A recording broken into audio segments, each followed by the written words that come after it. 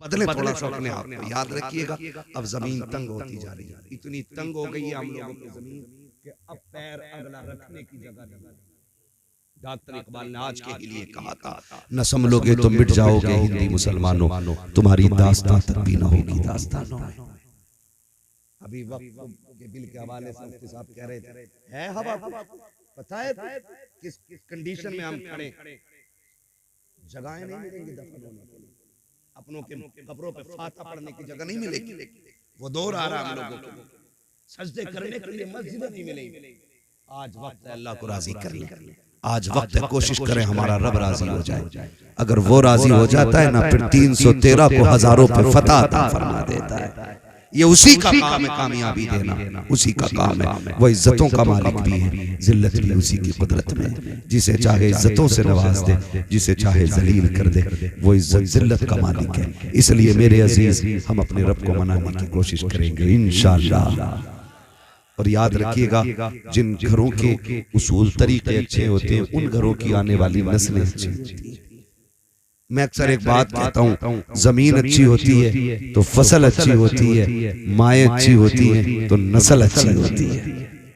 ऐसा माहौल बनाइए, दीन वाला माहौल, शरीयत वाला माहौल। मैं आपसे ये नहीं कह रहा आप मुसल्ला लेकर मस्जिद में बैठ जाएं, मैं आपसे ये नहीं कह रहा आप तस्बीह गले में टांगे रखें, लेकिन इतना कह रहा हूँ कि चलते वक्त ये सोच लिया करो, ये चलना हुजूर को पसंद है कि नहीं, ये लेटना हुजूर को पसंद है कि नहीं। हम जो ये गाली दे रहे हैं सामने वाले को, इससे अल्लाह राजी होगा कि नाराज होगा?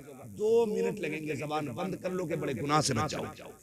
हमें बस इतना करना, अल्लाह हमें हुजूर के दीन पे अमल की तौफीक अता फरमाए, और अल्लाह हमें हुजूर की शरीयत पर पाबंदी के साथ कामज़द रहने की तौफीक अता फरमाए। फरमाया गया, लक़द कान लकुम फ़ी रसूलिल्लाहि उस्वतुन हसना, मेरे महबूब की जिंदगी आपके लिए बेहतरीन नमूना है। हुजूर की 63 साल जिंदगी पूरी कायनात के जीने के लिए काफी नहीं, बल्कि बहुत ज्यादा है। हुजूर के किरदार को देखे, हम तो मगरिब को देख रहे हैं, हम तो पश्चिम की रहने वाली मखलूक को देख के नंगे हो गए, कपड़े उतर गए। नहीं, खुदा की कसम, केला वही अच्छा लगता है जो छिलके में होता है। नंगे फलों पे मक्खियां बैठा करती हैं। बहन बेटियों से कहो नकाब में रहो, औरत उतनी ही अच्छी लगती है जितने ज्यादा पर्दे में रहा करती है। ठीक है ना? ये उसूल बड़े मुश्किल होते हैं, बड़े मजबूत भी होता है। ये यहाँ आके बंदा फंस जाता है, पर्दे के मसले पे आके बंदा बड़ा मुश्किल हो जाता है, बड़ा मुश्किल हो जाता है। लेकिन अमल करें, फिर देखें अल्लाह इसके सिले में जन्नत अता फरमाए। कि हमारा अपना एक उसूल है कि मरने की तरफ देख न जीने की तरफ देख, जब चोट लगे दिल को मदीने की तरफ देख। हमारी खुशियों का आगाज भी हुजूर की चौखट से होता है, और हमारे गमों का इलाज भी उन्हीं की चौखट से हुआ करता है। वाहिद हम वो कौम है जमीन पर कि जो अपने दुख और सुख में अपने नबी ही को याद किया करते हैं, नबी ही को याद किया करते हैं। वरना हमने वो लोग भी देखे हैं, जरा से टके भर की दौलत आ गई ना तो फिर सबसे बड़ा डीजे करके आ रहा और कह रहा मौलाना देखियो इलाके में ना नाम हो जावे, दीवारें हिल जाएंगी, दीवारें ऐसा बजेगा, चल बजा ले बेटे। जिस दिन कब्र में जाएगा ना तो अल्लाह सातों तबक हिला देगा, तबक। ये कंडीशन है। और मुदस्सिर भाई, अमीरों की कहानी अल्लाह खैर फरमाए। डीजे सबसे मशहूर वाला, नाचने वाली सबसे मशहूर वाली, और अगले दिन आके डीजे वाला तकाजे कर रहा, पैसे तो दे दो, फिर औकात दिखाई दे जाती है, फिर औकात। और सही बताऊं, जो फजूल खर्ची में पैसा खर्च करते हैं ना, वो लड़ाते जाकर के इमाम से निकाह पढ़ाने। क्या तुम्हारे यहाँ 5 चल रहे हैं? तुम नए इमाम हो, हमारे यहाँ तो 2500 में पढ़ा। ये कंडीशन है, ये कंडीशन। मैं मशवरा देना चाहता हूं, हम और हमारा काम बताना है, अमल कराना नहीं। अमल वही करता है जिसे रब तौफीक देता है। और ये कुरान की निस्बतों की बरकत है जो आप शादी के वक्त हुजूर के जिक्र की महफिल में बैठे। इस घर से ताल्लुक मुफ्ती मुदस्सिर हुसैन साहब का और बाकी उलमा का भी है, और फिर खुद घर का मालिक हाफिज कुरान। ये कुरान की बरकतें आप देखें, और बेटा भी हाफिज कुरान है, क्या नाम है उनका? शानिब। तो माशाल्लाह ये भी पढ़े मदरसे में, वसीम भाई भी पढ़े हैं, तालीमी इब्तदाई दौर में इन्होंने हासिल की है। हाँ, मुफ्ती मुदस्सिर साहब ने ही पढ़ाया है।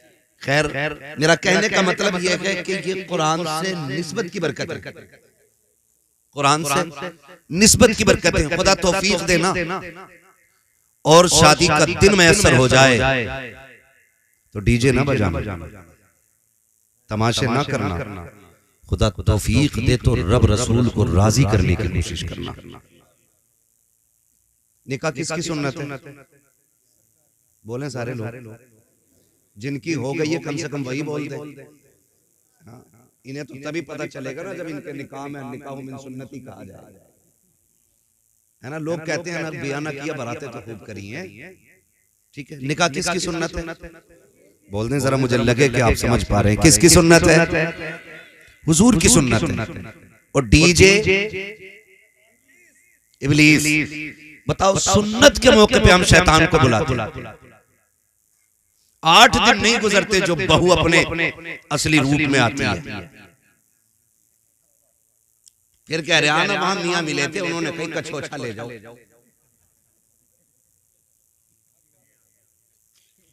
हाँ सही कह रहा हूं मैं, कछोछा ले जाओ। वहां नीर का पानी पिलाया भी, नहलाया भी, लगाया भी, हुआ कुछ नहीं। क्योंकि भूत उनके उतरते जिन पे चढ़ा करते, जो खुद भूत नहीं होती है उनके भूत नहीं उतरा कर। ये मैं आपको बता रहा हूं, ये बेबरकतियां होती हैं, इनसे कोई नतीजा नहीं होता। अब सभी की एक तमन्ना है, सुना है आप हर आशिक के घर तशरीफ लाते, मेरे घर में भी हो जाए चरागा। चरागा, हाँ पक्के बरेल भी बैठे माशाअल्लाह।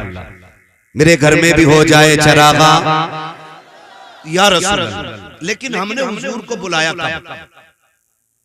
खाली कही तो दिया, मेरे घर में भी हो जाए चरागा या रसूल अल्लाह। लाइक भाई हमारी कौम नात पे मचलेगी भी, और मचलना चाहिए, क्योंकि नात का ताल्लुक इश्क से है, इश्क से है। वो किसी प्रोफेसर ने भी लिखा था और कहा था कौम मुस्लिम की हुजूर से मोहब्बत का आलम है। बात अगर हुजूर की इज्जत और अजमत की आए ना, तो जहां नमाजी हुजूर के लिए निकलता है ना, तो वहां बेनमाजी भी रोड पे हुजूर के लिए निकल आते हैं। जहां जुब्बा और दस्तार वाले हुजूर के लिए निकलते हैं, वहीं इस कौम के बेदाढ़ी वाले भी निकल आते हैं। का इसी हालत को देख के अंग्रेज परेशान है। का अभी हम तो किसानों के सीने से इश्क रसूल नहीं निकाल पाए, मौलवी के सीने से इश्क रसूल कैसे निकाला जाए? यहाँ क्यों? क्योंकि इसका रिश्ता हुजूर से दिल का है, दिल का। गोया हम कहते हैं हम बेअमल जरूर हैं, लेकिन बेवफा तो नहीं। हम गुनाहगार हैं, लेकिन गद्दार तो नहीं है। हुजूर आपकी अजमत की बात आए, हम लेटे रखे, फिर लानत हो ऐसे लेटने पे। हमारा तो एक ही ऐलान रहता है कि मोहम्मद से वफा, तूने तो हम तेरे, ये जहां चीज है क्या लो हो, कलम तेरे। लेकिन अगर हम अमली मैदान में उतर के फिर भी एक बात आपसे पूछूं, हम कितना बुलाना चाहते हैं? शादी होती इधर भी। अरे शादी की महफिल में बैठे डर क्यों रहे हो? हाँ, मैं यहाँ निकाह करा के नहीं भेजूंगा कि अब्बा से पूछ के नहीं आया। होती है ना, होती है। तो उससे पहले जो रस्म रिवाज हमारे हाफिज साहब हैं, लेकिन भाई वो ये है कि हम लोग क्या करते हैं, पहले एक रफ तैयार करते हैं मेहमानों के लिए, रफ। फिर उसमें 4 लोग बैठते हैं, इनमें किसको रखना और किसको नहीं रखना। ये निकाल दे, कहा इसको निकाल दो, इसने पिछली बार दावत नहीं खिलाई। का ये कहा इसने हमारे यहाँ बोटी ज्यादा खाई थी, अपने यहाँ बोटी नहीं खिलाई थी, इसको भी निकाल। मतलब इस तरह से हम कट करते चले, इसे रखो, ये हमारे घर दावत दे के गया। ऐसे लिस्ट घटती बढ़ती रहती है।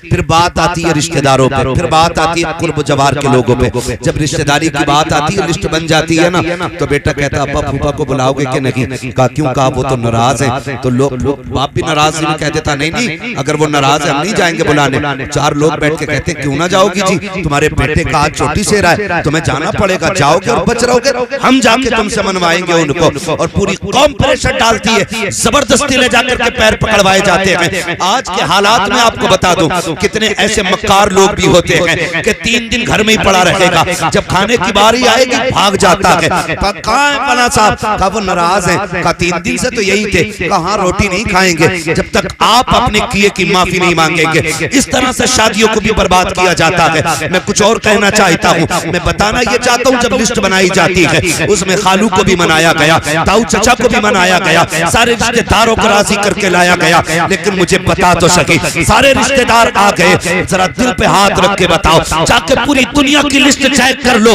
सबसे ऊपर खालू का नाम मिलेगा, मामू का नाम मिलेगा? क्या किसी लिस्ट में सबसे ऊपर हुजूर का नाम मिलता है कि नहीं? आका का नाम होता है कि नहीं? नहीं होता। और यार जो नाराज थे उनको राजी करके ले आए। तुमने हुजूर को लाने का कौन सा तरीका इस्तेमाल किया? आप कहोगे मौलवी मुस्तफा को कैसे बुलाया जाएगा? तो सुनो, तुमने कार्ड दे करके अपने खालू को राजी किया, इनविटेशन कार्ड दे करके आपने रिश्तेदारों को बुलाया, लेकिन जब हुजूर को बुलाना था एक कार्ड उनके नाम का भी बनना था। आप कहेंगे कौन सा? मैं ये कहता हूँ, जब हुजूर को बुलाना हो मिलाद की महफिल सजा दे, रहमत के फरिश्ते भी आएंगे, मदीने से मुस्तफा चल के तशरीफ ले आए।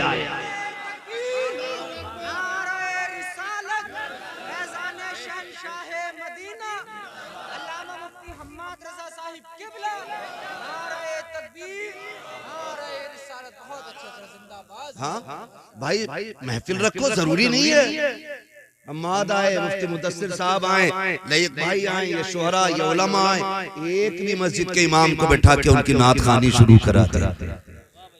बात लहजे की नहीं है, बात अंदाज की नहीं है, बात हुजूर की नात की है। जहां नात होती है मुस्तफा अगर चाहे तो तशरीफ ले आते हैं, और अगर आना ना भी चाहे तो मजार में लेटे लेटे तवज्जो फरमा देते हैं। और हुजूर की अगर नजर हो गई ना, तेरी एक निगाह की बात है, मेरी जिंदगी का सवाल है। अगर उनकी एक निगाह हो गई ना, फिर बेड़े पार हो जाते, फिर बेड़े पार होते। इसलिए मैं कहता हूँ खुदा तौफीक दे, दूल्हा बनो ना तो दूल्हा तुम बनो। महफिल सजी हो, सेहरा आमीना के लाल का पढ़ा जाना चाहिए। वाह वाह, माशाअल्लाह माशाअल्लाह। वो सरवरे किश्वरे रिसालत जो अर्श पर जलवा कर हुए थे, डाले तरफ के सामा अरब के मेहमान के लिए थे, फिर देख सेहरे में 4 चांद लगते हैं कि नहीं? वाह वाह वाह, माशाअल्लाह। भाई तुम कितनी महंगी रंडी लाके ना चालो, ठीक है, 4 बंदे तज़किरा करेंगे, लेकिन जिसकी शादी में हुजूर की बातें होती है ना, उसका तज़किरा अर्शों पे रखा है। वाह वाह वाह, क्या बात है मुफ्ती साहब।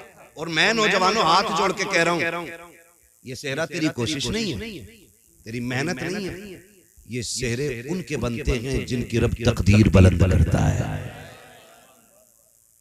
ये आप में भी बहुत सारे साहिब औलाद होंगे, ठीक है ना? हम लोग भी साहिब औलाद हैं, अल्लाह बेटा देता है, कितनी खुशी होती है। और फिर माँ पैदा होते ही कहने लगती है मेरा चांद आ गया। चांद वो इससे नीचे लफ्ज नहीं बोलती है, काला भी है ना फिर भी चांद, ठीक है ना? कैसा ही है, माँ के लिए चांद होता है, और हर माँ के लिए उसका लाल चांद होता है, और हर लाल के लिए जो उसकी माँ हो सकती है ना, वो दुनिया में कोई नहीं हो सकता। ये भी क्लियर है, जो माँ हो जाएगी वो कोई नहीं हो सकता।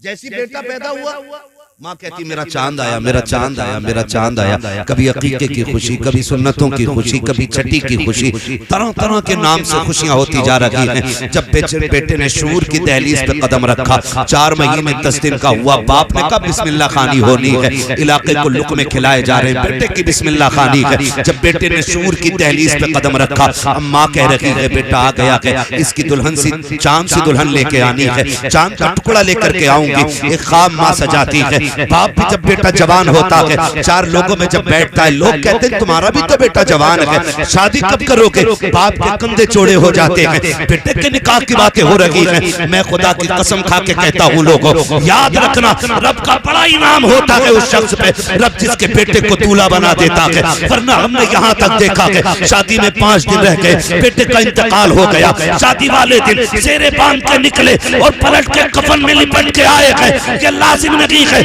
अगर तूने सेहरा बांधा है खैरियत से आ जाएगा, अगर खैरियत से आया है तो ये सिर्फ तेरी खुशी नहीं है, माँ की खुशियों की तकमील हो रही है, बाप का ख्वाब पूरा हो रहा है, यारों की खुशियों में चार चांद लग रहे हैं, दोस्तों अहबाब मचल रहे हैं। ओ लोगों, खुदा ये वक्त दे गाने न बजाना, अगर बजाना तो मुस्तफा की नातों के तराने बजाना।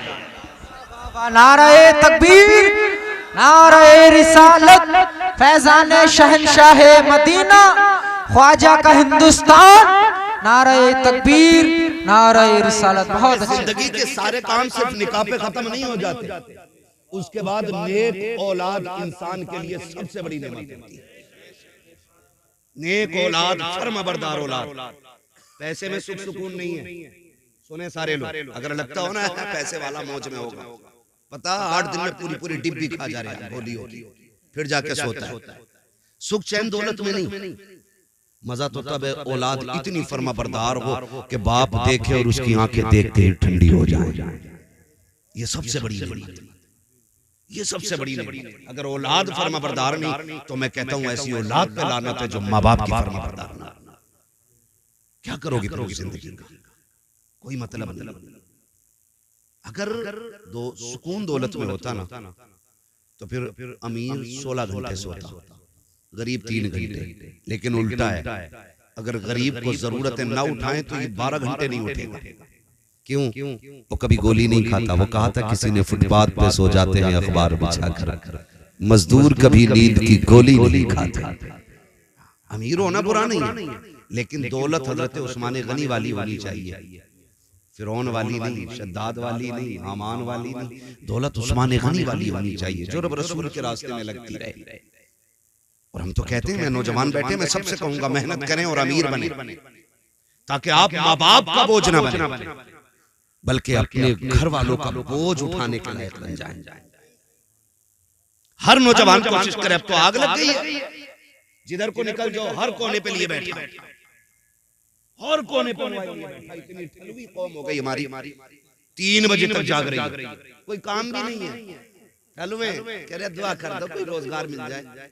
अगर दुआओं से रोजगार मिलते, ऐसी दुआ करता कि अल्लाह मेरे परिवार को ना मुख्यमंत्री बना। मेहनत भी तो कोई चीज होती है ना यार। तुम पूरी जिंदगी पबजी खेलो और फिर का मौलवी की दुआ से अच्छा रोजगार मिल जाए। जिन्हें रत जगह नहीं आते ना, उनके ख्वाब कभी पूरे नहीं होते। ख्वाब वही पूरे होते हैं जो जागते हुए देखे जाते हैं। सोते हुए देखे जाने वाले ख्वाब कभी पूरे, कभी सोते हुए ख्वाब देखे जाने वाले पूरे नहीं होते, नहीं होते। ख्वाब वही पूरे होते हैं जो जागते हुए देखे जाते हैं। अभी भी निकल के आ रहे ना, हर कोने पे बैठा, ईद निकली है ना अभी, हर कोने पे मोबाइल लिए, हर कोने पे। हाथ जोड़ के कहता हूँ निकलो इससे, और इतने आगे बढ़ो, इतने आगे बढ़ो कि लोग देख के कहें कि हुजूर की उम्मत में भीख मांगने वाले कम नजर आते हैं और लोगों को भीख देने वाले ज्यादा नजर आया करते हैं। ये कैसी उम्मत बने हमारे, मजबूत उम्मत बने। इब्तिदाई दौर इस्लाम का आप देखें, एक खजूर खा करके रोजा रख लेते थे और उसकी गुठली मुंह में डाल करके इफ्तार करते थे। ये दौर इस्लाम पे गुजरा है। लेकिन फिर हजरत फारूक आजम का दौर आया, फिर इस्लाम ने करवट बदली है, तो फिर पूरे मदीने में कोई ज़कात लेने वाला नहीं मिलता था। ये दौर भी इस्लाम ने देखा। लेकिन वो जवान ठलुए नहीं थे, निकम्मे नहीं थे। इस्लाम के लिए जंगे भी लड़ना और बच्चों के लिए हलाल कमाई के लिए कोशिश भी करते रहे, कोशिश भी करते रहे। आज तो वो क्या कहते हैं, शॉर्टकट। कह रहा ऐसा रास्ता मिला है 10 पे 70 दे रहे, रातों रात अमीर होने के ख्वाब। अब तो वो क्रिकेट चल रहा है,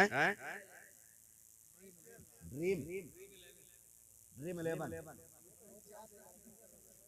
तो ये भैया उस पे जुआ लगा रहे,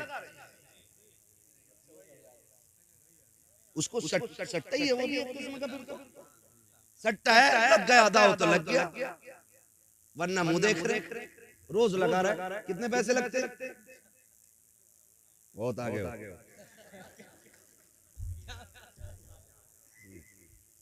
ठीक है।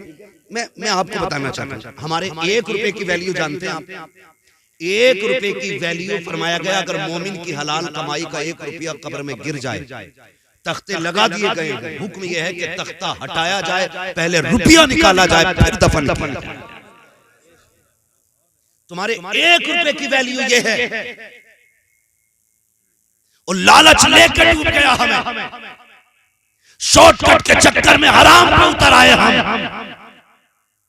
अल्लाह उस दिन से पहले मौत दे दे जिस दिन हमारे हलक में हराम का लुकमा जाए।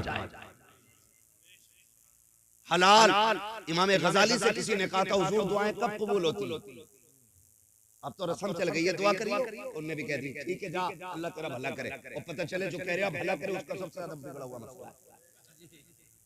इमाम गजाली से कहा हुजूर दुआएं कब कबूल होती है? फरमाया 2 काम करना, दुआएं कबूल होंगी। कहा क्या? कभी हराम ना खाना और कभी झूठ ना बोलना। हाथ तेरे उठेंगे, मकबूलियत की जमानत खुदा अता फरमा देगा।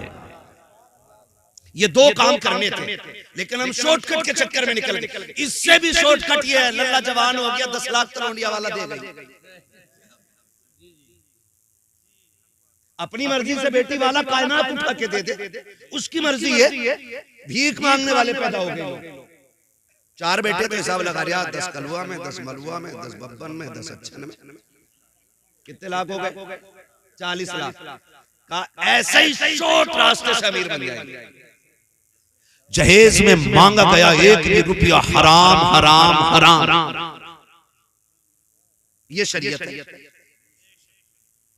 ये शरीयत। और इस चीज ने कौम का बेड़ा गर्क कर दिया है। जब से डिमांड की आग लगी है ना, कह रहा नहीं प्रधान के बेटे से कम नहीं मिलना चाहिए, मुझे इतना दोगे तब बेटी कब मैं तुम्हारी बेटी का रिश्ता कबूल करूंगा। और खुदा के वास्ते मेरे भाई अगर 10 लाख से गुजारे हो जाए तो लेके रख ले, अगर 20 लाख से नस्लें पल जाए तो पैसे संभाल के रख ले, और अगर गारंटी ना हो तो फिर हाथ ना फैला। ये कौन दे सकता है तुझे जो खुद दूसरों के मोहताज हो? ये कैसे भले पूरे करेंगे? उससे मांग जिसके खजानों में कमी नहीं आती है। और ऐसा कौन है? बरेली वाला कहता है कौन देता है? देने को मुंह चाहिए, देने वाला है सच्चा हमारा।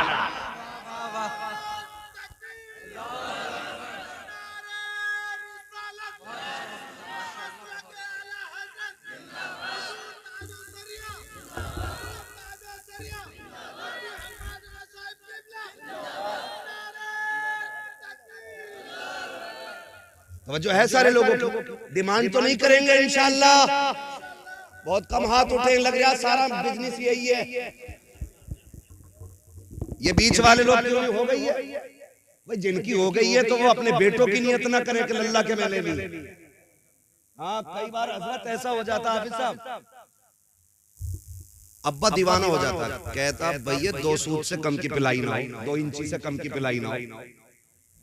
जबकि एक बार भी बैठने नहीं मिलता इस गरीब को बेड पे, और अपनी आखिरत तबाह कर रहा है। लिस्ट में बुलेट भी है ऊपर, कह रहा ये जरूर हो, कभी नहीं बैठेगा इस बुलेट पर, इसे साइकिल पे रहना है, मगर अपनी आखिरत तबाह कर रहा। ना करे, ना करे। इसलिए कि कोई भी बेटी वाला, मैं तो कहता हूँ जिसने बेटी दे दी उसने सब कुछ दे दिया।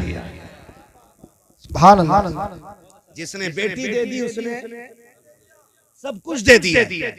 और बेटी ही का जिक्र नहीं है, गाड़ी का जिक्र है, फ्रिज का जिक्र है, एसी का जिक्र है, जनरेटर का जिक्र है, इन्वर्टर का जिक्र है, लिस्ट में सोफे भी है, पिलाई भी है, सारी चीजें क्या अगर नहीं है तो बेटी के औसाफ नहीं है। कोई ये नहीं पूछता है जिसके साथ निकाह किया है उसे कुरान तजवीद की रियायत से पढ़ना आता है कि नहीं, उसे नमाज दुरुस्त याद है कि नहीं। कोई ये पूछने वाला नहीं है जिसको बहू बना के ला रहे हो वो तहज्जुद गुजार है कि नहीं, जिसे तुमने बहू बनाया है वो फजर वक्त पे पढ़ती है कि नहीं, जिसको तुम घर की रौनक बना रहे हो उसके लहजे में कुरान की खुशबू आती है कि नहीं। कोई पूछने वाला नहीं है जिसको तुम चांद का टुकड़ा कह रहे हो उसके माथे पे सजदों के निशान है कि नहीं, जिसे तुम जन्नत की परी कह रहे हो। बता तो सही अखलाक में खातून जन्नत का किरदार नजर आता है कि नहीं। खुदा की कसम करोड़ों ले आओ, अगर औरत बतमन लाए हो मोहताज रहोगे, खाली हाथ ले आओ, नेक औरत ले आओ, अल्लाह तुम्हें दुनिया ही में बादशाहत अता फरमाए। ये करे कोशिश, अल्लाह निकाह आसान करने की तौफीक अता फरमाए। डिमांड तो नहीं करेंगे ना इंशाअल्लाह। नेक औरत तलाश करें नौजवानों ने, नेक। और आपको मैं बता दूं बहुत जरूरी बात, वक्त बड़ी तेजी से बढ़ रहा है, मैं भी समझ रहा हूं कि अब ये वक्त गुफ्तगू का नहीं है, क्योंकि वक्त ही इतना हो चुका है। तवज्जो है सारे लोगों की, जितने सुनना चाहते हैं वो कह दें जरा या रसूल अल्लाह। सारे ही सुनना चाह रहे हैं, बहुत अच्छे लोग हैं माशाअल्लाह, खुदा सलामत रखे। मैं एक बात कह रहा हूं, देखें एक जरूरी बात, सारे नौजवान सुने, शादी तक ना माँ बाप बड़े अच्छे लगते हैं और शादी के बाद अच्छे नहीं लगते, ये भी एक मसला है। शादी के बाद माँ बाप अच्छे नहीं लगते, 90% ये शिकायत है, समझ रहे 90% लोगों की शिकायतें रहती है। नौजवानों में एक बात बताऊं, हमेशा याद रखना, हमेशा याद रखना, औरत की जगह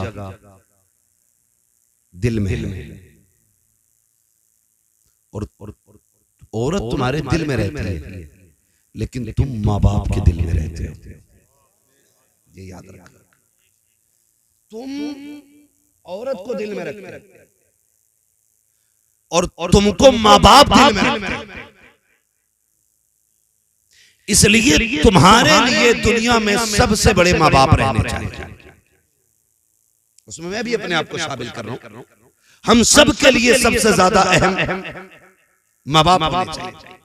होता क्या है, कसम खा के कहता हूं, मैंने देखा नहीं, बेटा जब दूल्हा बना होगा ना, हाजी बारात गई थी ना, किसी ने देखा कि हाफिज सलीम साहब की खुशियों का आलम क्या था। भाई दोस्तों की खुशियां कितनी होती है, जैसे दूल्हा के कपड़े वैसे दोस्तों के कपड़े, ये भी सूट में, वो भी सूट में, ये भी बूट में, वो भी बूट में। हाँ, मगर इतना न किया करो नकल, थोड़ी बहुत फर्क रहना चाहिए ताकि दूल्हा का पता लगता रहे कि दूल्हा है कौन सा। 5 दोस्त हैं, 5 कोट पैंट में, 5 काले में, ये कंडीशन। तो थोड़ा सा आज तो उसे सजने दो, जो सबसे गोरा होता वो उसकी करवट में घुस के बैठता है, आज तो इसे दूल्हा बनना, क्यों इसे और ज्यादा खराब कर रहा है। आज इसका दिन है, दोस्तों का नहीं, आज इसका दिन है। तो मैं ये कहना चाह रहा हूं आपसे कि दोस्त कितनी नकल करते हैं कि दोस्त जैसे कपड़े, दोस्त जैसे ड्रेस, दोस्त जैसा पहनावा, सारे दाएं बाएं चल रहे हैं, लेकिन जानते हो जब भाई दूल्हा बना करते हैं, बहनें आके खड़ी हो जाती हैं सेहरे पर। कई बार देखा गया है, कभी पानी के छींटे दे रही हैं, ये क्या कर रही है, कहा मेरे भाई को किसी की नजर न लग जाए, मेरे भाई को किसी की नजर न लग जाए। ये बहनों के रिश्ते होते हैं। और माँ को देखो, माँ बार बार कह रही है अल्लाह मेरे चांद को सलामत रखना, अल्लाह मेरे लाल को सलामत रखा, अल्लाह मेरे लाल को खैरियत से लेके जाना। जब दूल्हा घर से निकलता है, जहां तक नजर जाती है, सबसे देर तक देखने वाली आंखें माँ की हुआ करती हैं, पलट के आने का इंतजार करने वाली जो दरवाजे पे बिछी रहती है पलके, वो माँ की होती है। मुझे बता तो सही, माँ से ज्यादा तेरा इंतजार किसने किया, माँ से ज्यादा तुझसे प्यार किसने किया। तू दूल्हा बना था, कोई कपड़े देख रहा था, कोई अपने जूते चेक कर रहा था, लेकिन माँ और बहनें ये मुड़ मुड़ के तुझे देख रही थी। कभी पानी के छींटे, कभी सुरमे के टीके, कभी बार बार नजरें उतारना, मेरे लाल को किसी की नजर न लग जाए। मुझे बता तो सही, तेरे जाने के वक्त में तेरे बाप का पैर जमीन पे नहीं लगता था। लोग पूछते थे कि बाप कौन सा है, का तलाश करो। आज जिसकी खुशियां आसमान पे होंगी वही बाप लगता नजर आएगा। बाप तनहा अलग दिखाई देता है कि ये बेटे वाला है, मगर जरा दिल पे हाथ रख के बता, अभी शादी को 15 दिन हुए हैं। माँ से कहता है सुन, मेरे कमरे पे आके दस्तक ना देना, मेरी बीवी को अच्छा नहीं लगता है, तुमसे झाड़ू नहीं लगती है, अभी 8 दिन हुए हैं उससे झाड़ू लगवाने चली हो, अभी 8 दिन हुए हैं उससे चाय बनवाने चली हो। मुझे बता तो सही, तू किससे बात कर रहा है। ये वो है जिसके बारे में इमाम अहले सुन्नत ने कहा है, सरकार आला हज़रत फरमाते हैं अगर माँ बाप से बात करने का इरादा हो पहले इजाजत लो, अगर वो कहते तब बात करो। आला हज़रत कहते हैं माँ बाप की बारगाह में ऐसे जाया करो जैसे रियाया बादशाह के दरबार में जाया। वाह बाबा सुभान अल्लाह, नारे तकबीर। नारा मुख्तसर कर, मुझे बहुत कम वक्त में बातें करनी है, तवज्जो है भाई। तो ये माँ बाप होते, और अभी 8 दिन नहीं हुए माँ बाप से बिगड़ गई, माँ बाप से बिगड़ गई हमारी। क्यों? फिर वो उधर से उधर, उधर से उधर कान भरने, इधर के उधर सुनने। सुने भाई, सिर्फ एक बात याद रखो, माँ को माँ का हक दो, बीवी को बीवी का हक दो। इस्लाम न बीवी का हक छीन के माँ को देने की इजाजत देता है और न माँ का हक छीन के बीवी को देने की इजाजत देता है। ये याद रखिए, ये नहीं है। लेकिन गुलामी मत करना औरत की कि अम्मा ये रोटी नहीं बनाएगी, रोटी तुझे ही बनाएगी। झाड़ू पोछा इसको नहीं करना, अम्मा तुम करो। बीवी को पहला सबक पढ़ा देना, उससे कह देना सुन, मेरी जन्नत मेरे माँ बाप के कदमों में है और तेरी जन्नत मेरे कदमों में है। अगर अपनी जन्नत बचानी है ना तो फिर मेरी जन्नत हाथ से नहीं जानी चाहिए। ये सिर्फ इतना सबक आपको पढ़ाना है। बीवी समझदार होगी तो फिर समझ जाएगी। फिर पूरी जिंदगी इंशाअल्लाह अगर माँ बाप राजी रहे ना तो फाकों में भी जन्नत के मजे आएंगे, फाकों में भी जन्नत के मजे आएंगे। मैं नौजवानों जानता हूँ कितने हम में से परदेश रहते हैं, कितनी मजदूरियां करते हैं, कितने थकते हैं लोग। ठीक है, जब नींद आती है ना थक के, तो मैं गारंटी के साथ कहता हूँ कभी भी VIP गद्दों पे उतनी अच्छी नींद नहीं आती जितनी अच्छी नींद माँ बाप के कदमों में बैठ के आया करती है। ये याद रखना। इसलिए मेरी गुजारिश है, आज ना तलाकें और झगड़े बेटी वाले भी कम नहीं है। जरा सी बात ससुराल में हो जाती है बेटी के ना, तो अब जो ये फसाद सबसे ज्यादा हुई मोबाइलों की वजह से हो रहे। इतनी चालाक औरतें आ रही हैं, फोन लगा के ना ऐसे रख लेंगी और कहेंगी अब बताइए क्या कह रहे थे मेरे अब्बा के बारे में। रिकॉर्डिंग ना डायरेक्ट चल रही है, क्या कह रहे थे मेरे अब्बा के बारे में, कह के दिखाओ। मेरे भैया क्या कही थी तुमने? अभी फोन कटता नहीं, गाड़ी दरवाजे पे आ गई, पकड़ो इसे। और फिर ये सोचते हैं कि हम तुर्रम खां हैं, हम यूं कर देंगे यूं कर देंगे। याद रखना, बेटी का गुजारा बाप के घर नहीं शोहर के घर होता है। आप कुछ भी कर लें, वो ताकत तुम्हारे पास नहीं है जो रब ने उसके शोहर को दी है। आप कुछ भी कर लो, आप मंत्री हो, संतरी हो, पैसे वाले हो, पावर वाले हो, ताकत वाले हो, मुट्ठी में आपकी ताकत है। लेकिन जो तलाक की पावर शोहर के पास है ना, उसने 3 बार अगर बोल दिया ना तलाक तलाक तलाक, बेड़ा ही गर्क हो जाता बेटी। इसलिए बेटियों के मामलात में भी आसमान पे ना उड़ा गए जाके। क्या कह रहा था भाई तू? थप्पड़ मार दिया। याद रखना, शोहर हर हाल में शोहर होता है, शोहर हर हाल में शोहर होता है। शोहर मरना गवारा करता लेकिन जिल्लत गवारा नहीं करता कभी। किसी भी शोहर को उसकी बीवी के सामने जलील न करना, वरना फिर तुम्हें हाथ धोने पड़ जाएंगे। तो कमी बेटी वालों के लिए एक अच्छी जिंदगी गुजारने के लिए हुजूर का तरीका अपनाना पड़ेगा। हुजूर का तरीका देखकर मैं बता दूं, आज हम में कोई अबू बकर नहीं, आज हम में कोई उमर नहीं, आज हम में कोई उस्मान गनी नहीं, आज हमारे बीच कोई मौला अली नहीं है, आज हमारे बीच कोई सहाबी नहीं है, आज हमारे बीच कोई ताबई नहीं है। इतने लोग बैठे हैं, हम में कोई जाहिर में वली भी नहीं लगता है। कोई किसान है, कोई मजदूर है, कोई इमाम है, कोई खतीब है, बस अपने अपनी जिम्मेदारियों पे लोग लगे। मगर बता, कायनात में कोई सैयदा आमीना के लाल के जैसा हो तो लाके दिखाओ। और जानते हो जिनसे मेरे नबी ने निकाह किया पहला, उस खातून को हजरत खदीजतुल कुबरा कहा जाता है।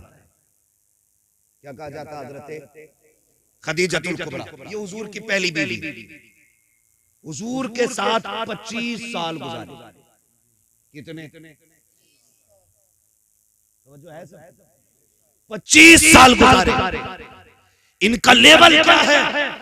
आका फरमाते पूरी कायनात पे इस्लाम का एहसान है, लेकिन इस्लाम पे मेरी खदीजा का एहसान है। ये इनका लेवल है, ये इनका स्टेटस है, ये इनका मकाम है।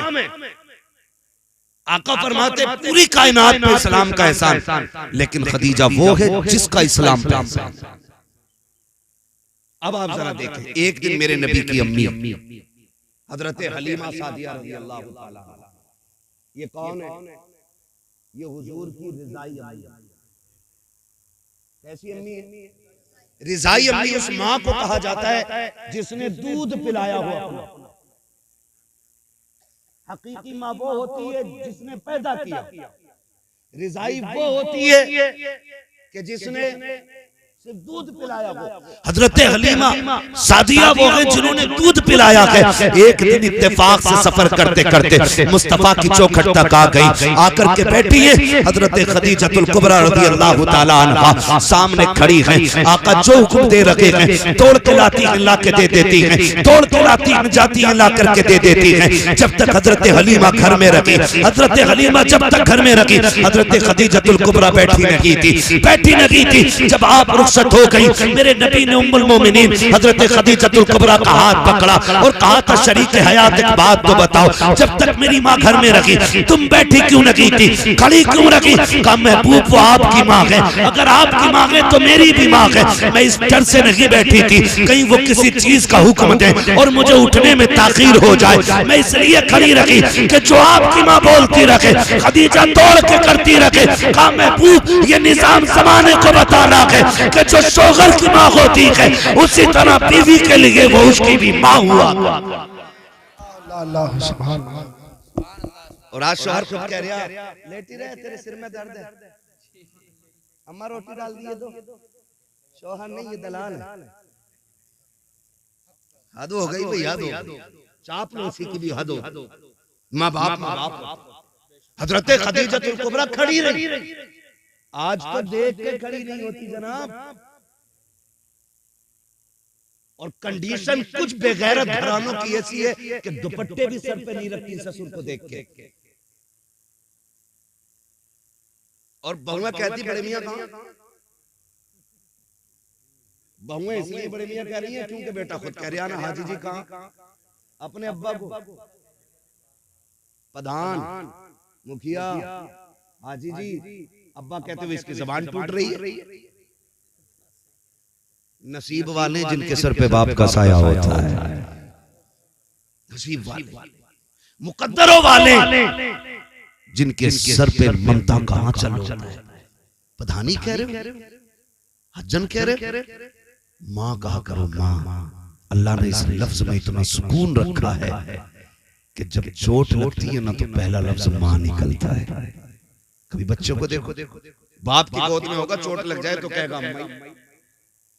क्यों? क्योंकि अल्लाह ने इस लफ्ज में मिठास भी रखी है और सुकून भी रखा है। सुकून भी रखा। नबी की अम्मी आई, हजरत खदीजतुल कुबरा खड़ी रही। आज हमारी अम्मी आए ना, वो कहे बेटे तेरी बीवी को मैंने आवाज दी थी उठी नहीं। कहा ना उठी तो तुम्हें कोई जरूरी था आवाज देना? वो थकवी थी, सो गई। ये कहते हो ठीक है अम्मी हम उनसे बात कर लेगा। इस तरह से माँ बाप के लहजों की कदर किया करो, उनकी इज्जत हमें करनी चाहिए। वो माँ बाप है, वो बीवी नहीं है। माँ बाप है, उनका एक एक बाल पे एहसान है हमारे, एक एक बाल।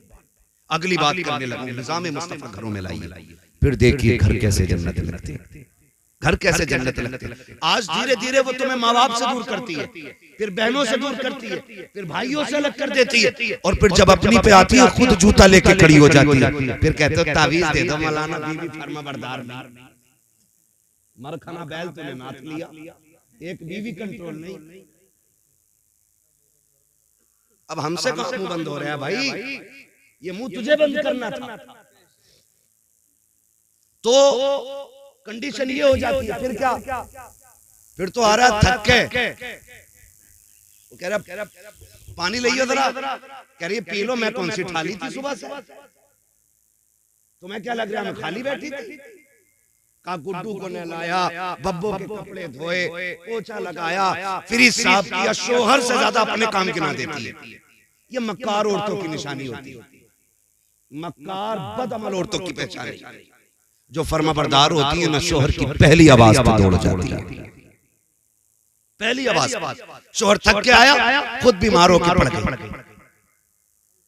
होता क्या है, कभी बाहर ना मोहल्ले में दिन भर घूमेगी, शोहर के आने के टाइम चद्दर ओढ़ के। क्या हुआ कि सिर में आधे में बड़ा दर्द है, आधे में दर्द है तो सर घर सर पे उठा लेती है। पूरे में हो तो क्या करे? करिए कि सर में दर्द। जाओ जाके बेटियों को सबक दो। घर ऐसे नहीं चला, घर ऐसा चला करते हैं। शोहर थक के आए ना, बिस्मिल्लाह पढ़ के उठ, गिलास पानी का लेके बगैर कह जाके खड़ी हो जा। तुझे नहीं पता जब तू उसे मुस्कुरा के देखेगी, वो तुझे मुस्कुरा के देखेगा, अल्लाह दोनों के सारे गुनाह माफ फरमा देगा। सारे गुनाह बख्श दिए जाते हैं। वो तो निहायत सस्ता सौदा बेच रहे हैं जन्नत का। हम मुफलिस का मोल चुकाएं, अपना हाथ ही खाली, अपना हाथ ही खाली है। इतनी आसान भी है जन्नत, लेकिन घर को जहन्नम बना रखा है। अगर कह दिया मेरे लिए ऐसा जोड़ा लाना जैसे अच्छन की बीवी ने पहन रखा था, अगर वो वैसा जोड़ा ना लाया फेंक देती है, फेंक कह के मैंने अपने बाप के घर कभी ऐसा नहीं पहना। जाओ जाके बेटियों को पढ़ाओ कि बाप के घर जो तूने सोना पहना, चांदी पहना, हीरे जवाहरात पहने पहन लिए, कभी इसका तस्करा तूने शोहर के घर नहीं करना जा करके। वो तुझे जिस हाल में रखे तुझे उस हाल में रहना है। तेरी बेटी नबी की बेटी से बड़ी नहीं है, तेरी बेटी मुस्तफा के घर दूल्हा बन के आने वाले, तेरा बेटा अली से बड़ा नहीं है। ज्यादा इतराने की जरूरत नहीं है। मुस्तफा को देखो, जब बेटी का रिश्ता किया था आका करीम ने कहा था फातिमा मैंने तेरे रिश्ते का फैसला अली के साथ कर दिया है। खातून जन्नत सैयदा तैयबा ताहिरा आबिदा जाहिदा रकिया तकिया नकिया सैयदा फातिमा ज़हरा आंखों में आंसू भर लाई थी। आका करीम ने कहा था फातिमा अली से बेहतर जमीन पे तेरे लिए मुझे कोई मर्द नजर नहीं आया, इसलिए मैंने तेरे लिए अली का इंतखाब किया है। अली गरीब जरूर है लेकिन अली नबी का भी प्यारा है, खुदा का भी प्यारा। नारे तकबीर, नारे रिसालत, मसलके आला हजरत उलमा अहले सुन्नत हजरत अल्लामा मुफ्ती अब्बास रज़ा साहिब मुरादाबादी, नारे हैदरी। शुक्र अल्लाह का, मैं सही बता रहा हूँ, बड़ा सुख है दीन में। हमारे घर के 7 दामाद हैं, 7 पढ़े लिखे लोग हैं और इतनी सुख सुकून की जिंदगी है। कभी कोई टेंशन, कभी चैंचे, कभी पैंपे ही नहीं, कभी मसला ही नहीं कि उसका हाथ पकड़ के लाओ, उसका लाओ, मुझे कार्ड क्यों नहीं आया, मुझे देख नहीं आया, मेरा मुंह क्यों नहीं देखा। क्योंकि सारे पढ़े लिखे लोग हैं। तो फिर जब जिंदगी हुजूर की शरीयत के दायरे में चलती है ना तो बड़ा सुकून होता है, बड़ा सुकून होता है। बहने अल्लाह ने साथ दी, साथों पढ़ी लिखी कारिया, बड़ा सुकून रहता है। ऐसा माहौल घरों का बना, ऐसा माहौल बना। जब ये जिंदगी होती है ना तो फिर फर्मा बरदारी और सुकून में जो मजा आता है वो खाली ससुर से लिए गए 15 लाख नहीं, एक फोड़े में 15 नहीं, 15 के 35 निकल जाते हैं। ये याद रखिएगा। इसलिए हराम के चक्कर में ना पड़ना, मेहनत से अपनी कमाई से लाओ, फिर 5 में अल्लाह 50,000 की बरकत दे देता है। मेहनत का होना चाहिए, मेहनत का होना चाहिए, अपनी कमाई का। भीख में मिले हुए से क्या यार, तुमसे हमसे सबसे ज्यादा पैसे तो उन फकीरों के पास है जो जामा मस्जिद के गेट पे बैठ के भीख मांगते हैं। पैसा तो उनके पास भी, लेकिन इज्जत वाला पैसा होना चाहिए, हलाल वाला पैसा होना चाहिए। तो जो है सारे लोग, तो माहौल जब अच्छा होना तो फिर घर जन्नत लगता है। बिगड़ जाती, बिगड़ जाती। हुजूर फरमाते हैं 25 साल मेरी खदीजा ने मेरे साथ गुजारे, लेकिन 25 साल आका फरमाते हैं मैंने तबलीग के लिए जाता था, आता था, लेकिन कब 25 साल में कभी मुझे दरवाजा बजाने की जरूरत नहीं पड़ी। ये कौन कह रहा है? ये नबियों का इमाम कह रहा है। 25 साल कहते कभी चौखट बजाने की जरूरत नहीं पड़ी। आका फरमाते एक दिन आया, मैंने खदीजा से कहा खदीजा क्या बात है, मैं कभी खांसा नहीं, कभी आवाज नहीं दी, कभी कुंडी नहीं बजाई, कभी हाथ नहीं मारा, तुम्हें कैसे पता चल जाता मैं आ गया? बड़ी प्यारी बात खदीजतुल कुबरा ने कही थी, कहा हुजूर आप मेरे दिल में रहते हैं और आपकी खुशबू मेरी सांसों में रहती है। हुजूर कहना उन्हें पड़ता है जिनके आने का पता ना हो। आप आते हैं तो एहसास खुशबू से हो जाता है कि मेरा महबूब तशरीफ ला रहा है। ये किसने कहा? ये उम्मुल मोमिनीन हज़रत खदीजतुल कुबरा कह रही है। आज की बीवी कहती है मर जा, तू लौट के ना आए, ट्रक के नीचे दब जा, तेरा एक्सीडेंट हो जाए। ये कह के शोहरों को रुखसत करती है। मैं जाओ जाके बहन बेटियों से कह देना शोहर दुनिया की तेरे लिए सबसे बड़ी दौलत है। आज अगर ये जिंदा है तेरे ऊपर सुर्ख जोड़ा भी अच्छा लगता है, हरी पीली चूड़ियां भी तेरे हाथ में अच्छी लगती है, तू सोना पहने तो रानी लगती है, जोड़े पहने खूबसूरत तो शहजादी लगती है, जिससे तू ट्रक के नीचे मरने की दुआ दे रखी है, जिसके बारे में कह रही तेरी सूरत नहीं देखनी है। जिस दिन ये मर गया और सफेद कफन में लिपट गया, खुदा की कसम सफेद जोड़े जोड़े के अलावा तेरे बदन पे कोई कपड़ा अच्छा नहीं लगेगा, तेरे हाथों की चूड़ियां उतार ली जाएंगी, तुझसे हंसने का हक खत्म हो जाएगा। एक बेवा की जिंदगी क्या होती है, जा किसी बेवा से जाके पूछ, आज तुझे घमंड है अपनी जवानी पे, अपनी ताकत पे और अपनी इज्जत पे। सोच, जिस दिन शोहर चला जाएगा कोई थूक के तेरी तरफ देखने के लिए तैयार नहीं होगा, कोई तुझे 2 वक्त की रोटी देने के लिए तैयार नहीं होगा। आज जो हुकूमत चल रही है ये तेरी पावर की वजह से नहीं, ये तेरे शोहर की वजह से चल रही है।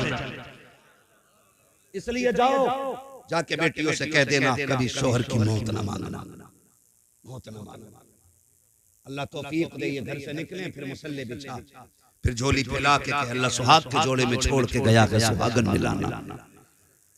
दुआ करना तेरा काम है, खैर से रब को तुझसे मिला देना ये उसका काम है। ये जाके तालीम आने बच्चों को देनी है। हज़रत खदीजतुल कुबरा की जिंदगी आप कई बार ना मैं अभी कुछ दिन पहले ये खबर चली थी कि किसी शख्स का एक्सीडेंट हुआ, बड़ा पैसे वाला था, दुनिया बड़ी मतलब ये भी याद रखना। आज अगर हम किसी के काम आ जा रहे हैं ना तो फिर उसकी मौज लग जा रही है, फिर वो खालू भी कह रहा, चच्चा भी कह रहा, ताऊ भी कह रहा, भैये भी कह रहा। अगर तुम्हारी उससे कोई गर्ज पड़ गई ना फिर कह रहे हाँ यार मिले तो थे, फिर ऐसे कर देते बड़े मतलबी लोग।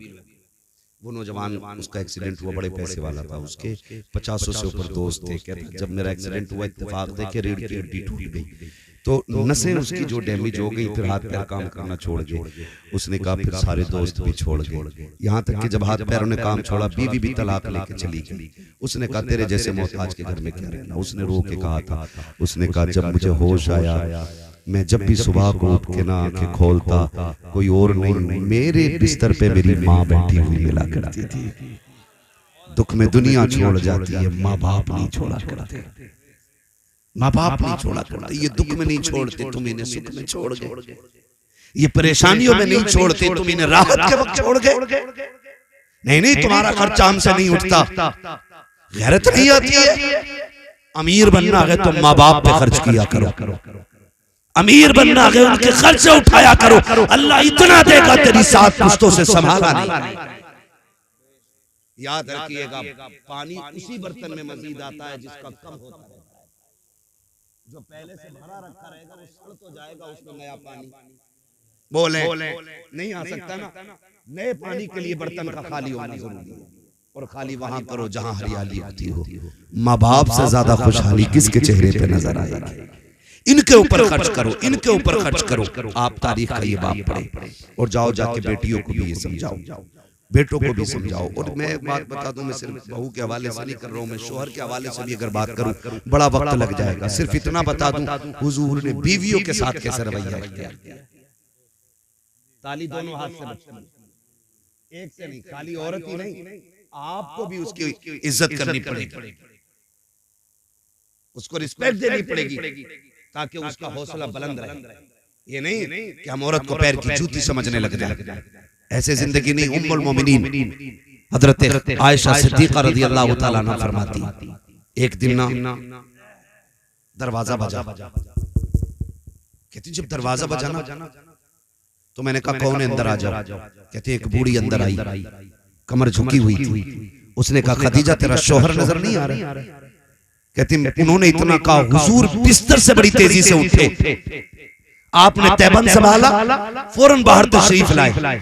फरमाते हुजूर आए, उस खातून को बैठाया, खुद भी बैठ गए। मुझसे कहा खदीजा घर में कुछ है? मैंने कहा जी या रसूल अल्लाह। कहा जो भी हो लेकर के आओ। कहा मैं अंदर गई, मैं खजूर लेकर के आई। कहा और भी कुछ है? कहा जी। कहा मैं फिर अंदर गई, दूध का प्याला लेकर के आई, खिलाया पिलाया। उसके बाद कहा कोई कपड़े हैं? कहा हाँ। कहा कपड़े रखे थे, मैंने एक जोड़ी कपड़े अता किए। कहा और भी कुछ है? कहा जी या रसूल अल्लाह एक चादर और है। कहते वो भी ला के दे दो। कहा वो भी चादर में दे चुकी। जब वो खातून चली गई, हजरत खदीजा हजरत आयशा सिद्दीका कहती है मैं पूछूंगी सरकार से कभी फुर्सत मिलेगी, आका ये औरत कौन थी? कहा ये भी मेरे दिल में ख्याल था। कि उम्मुल मोमिनीन आयशा सिद्दीका फरमाती है वो औरत चली गई, सरकार बिस्तर पे तशरीफ लाए, आका करीम ने हाथ कलाइयां आंखों पे रखी है, सरकार हिचकी भर के रोए है। जब आका करीम रोए है, उम्मुल मोमिनीन आयशा सिद्दीका फरमाती है मैंने दौड़ लगाई, हुजूर के बिस्तर पे पहुंची, आका का हाथ हटाया, नबी की दाढ़ी आंसुओं से तर गई। मैंने कहा महबूब मेरे माँ बाप कुर्बान हो जाएं। सरकार बताएं तो सही किस चीज ने रुलाया है? आका करीम फरमाते हैं आयशा तुम ये पूछना चाहते थी कि इससे मेरा रिश्ता क्या है? ये औरत कौन थी? आका जी बता दे। आका फरमाते हैं सुनो आयशा ये मेरी खदीजा की सहेली थी, उसके बचपन की सहेली थी। जब वो जिंदा थी तो ये आती थी, खदीजा भी इतना नवाजती थी जितना आज मैंने नवाजा है। आका करीम फरमाते हैं जब ये आई है तो उसके आने से मुझे खदीजा की याद आ गई। आयशा सिद्दीका ने कहा था आका इतना नवाजा आपने किस लिए? आका फरमाते हैं इतना इसलिए दिया है ताकि दुनिया में ये राजी हो जाए कब्र में मेरी खदीजा की रूह राजी। अल्लाह सुभान अल्लाह। हमारे नबी ने विसाल करने वाली खातून हजरत खदीजतुल कुबरा की रिश्तेदारी का इतना लिहाज किया कि आका करीम उनकी सहेली को पूरी इज्जत दे। आज हम बीवी के बाप, बीवी के भाई और बीवी के खानदान को इज्जत देने तैयार ना करना ऐसा। इसलिए मैं ये कहना चाहता हूँ अपने घरों के हालात ऐसे कर लें कि हमारे घरों में जन्नत का माहौल नजर आए। कुरान तो ये कहता हुन्ना लिबासुल लकुम व अंतुम लिबासुल लहुन्ना, वो तुम्हारा लिबास हो तुम उनका लिबास हो। इस अगर लिबास पे तशरीह की जाए तो घंटे लग जाएंगे।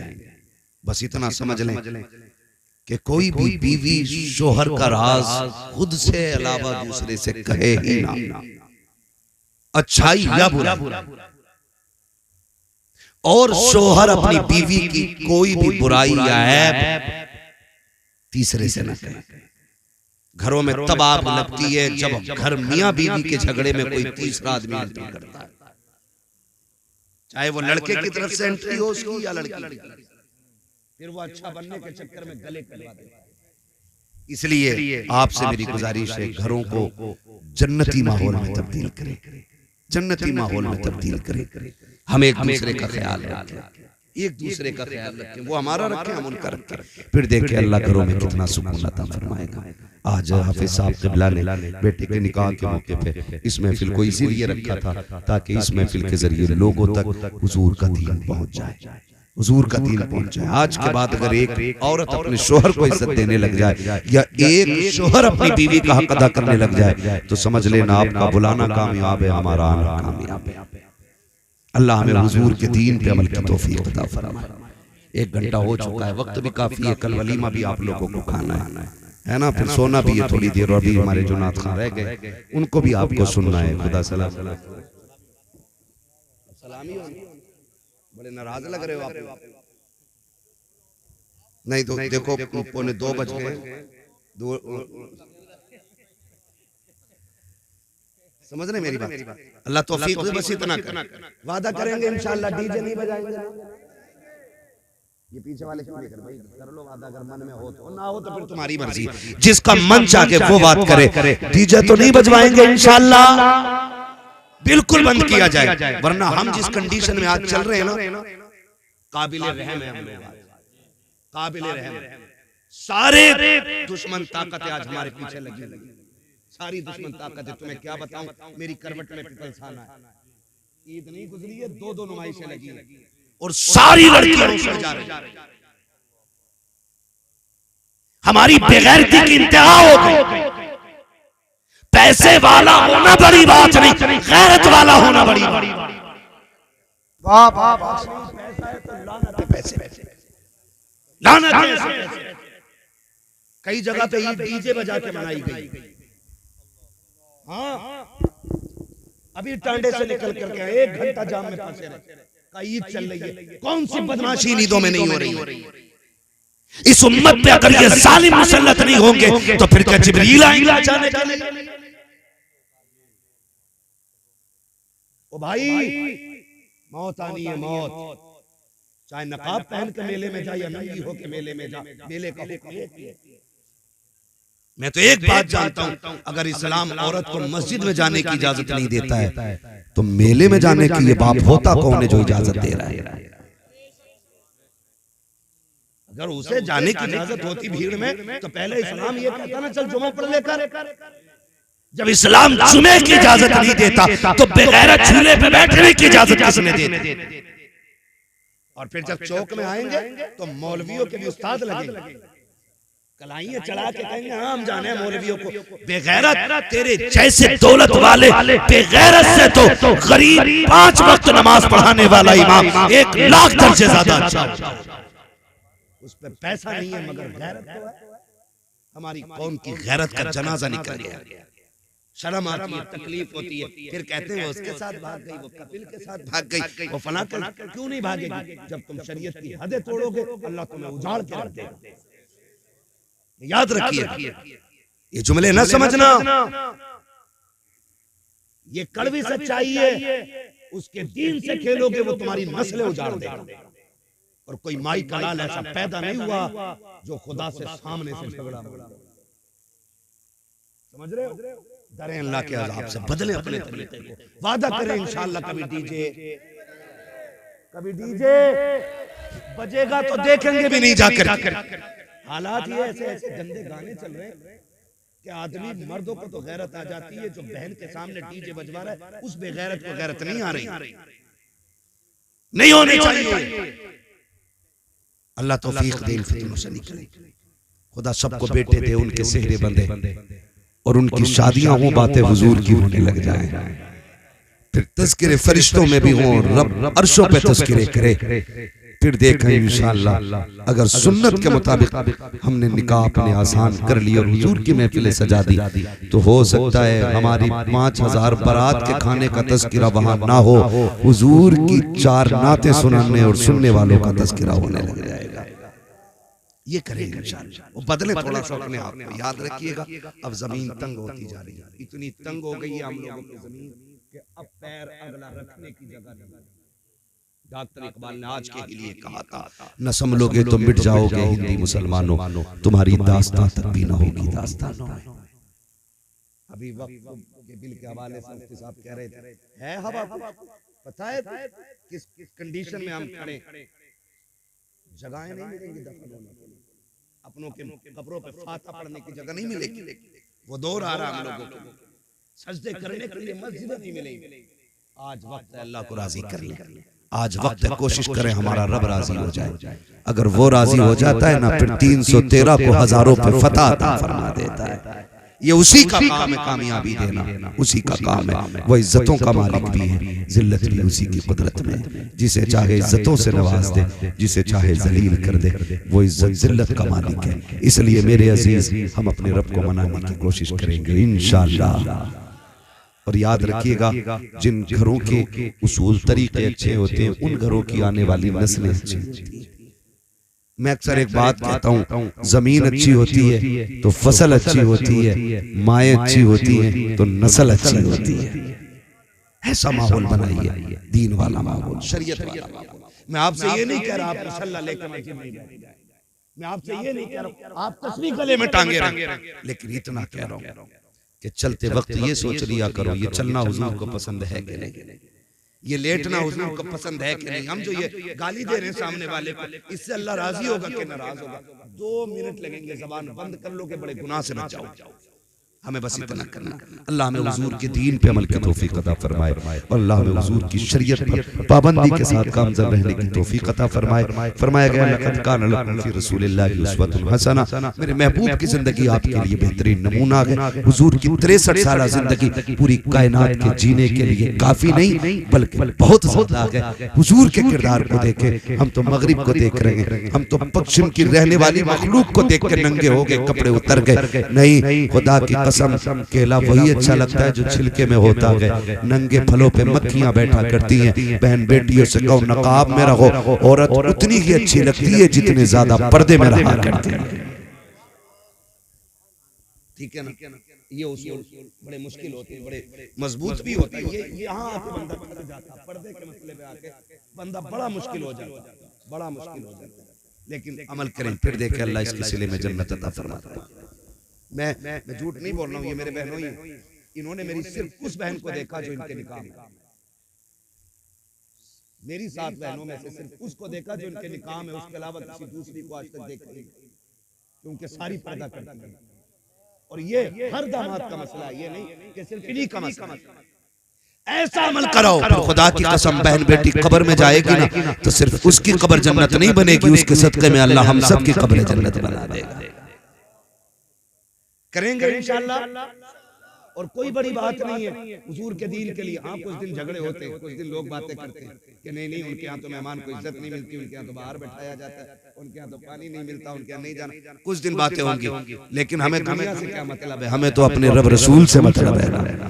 हाँ, मगर फिर समझ में आ जाता धीरे धीरे, फिर लोग समझ जाते हैं शरीयत क्या है, तबीयत क्या है। ठीक है ना, करेंगे इंशाअल्लाह ऐसा। ज्यादा से ज्यादा कोशिश ये करें कि एहतियात आ जाए।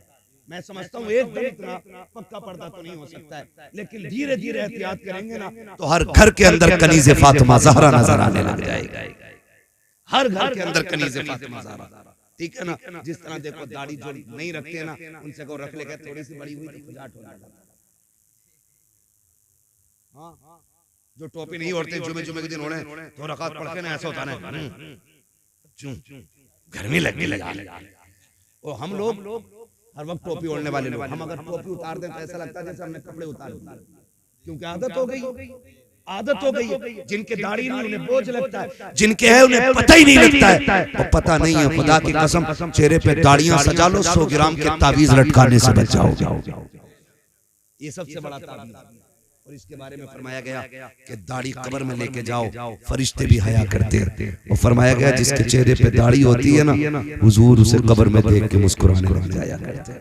और फिर जब हुजूर मुस्कुराए, यूं मुस्कुराए जान सी कलियों में पड़ गई, यूं लब कुशा हुए कि गुलिस्तान बना दिया। कोशिश करें अल्लाह हमारी कब्र को रोशन फरमा दे, कब्र को रोशन फरमा दे। अल्लाह हमारे घरों में शरीयत का माहौल पैदा फरमा दे, हमारी बहन बेटियों की निगाहों में गैरत पैदा फरमा दे, हमारे नस्लों में, हमारे भाइयों में अल्लाह गैरत और हया हमारी नस्लों को अल्लाह नसीब फरमा दे, हया अल्लाह हमारी नस्लों को नसीब फरमा दे। बस जो हुए गलत उनको माफ फरमाए रब कायनात। जिंदगी ने दिया साथ, फिर होगी मुलाकात, चमन रहा फूल खिलेंगे, जिंदगी रही, फिर मिलेंगे, मुसाफिर हम भी, मुसाफिर तुम भी, किसी मोड़ पर फिर मुलाकात होगी। सारे लोग कलमा शरीफ पढ़ लीजिए, ला इलाहा इल्लल्लाह मुहम्मदुर रसूलुल्लाह सल्लल्लाहु अलैहि वसल्लम। एक आध दो शेर पढ़ दो, उसके बाद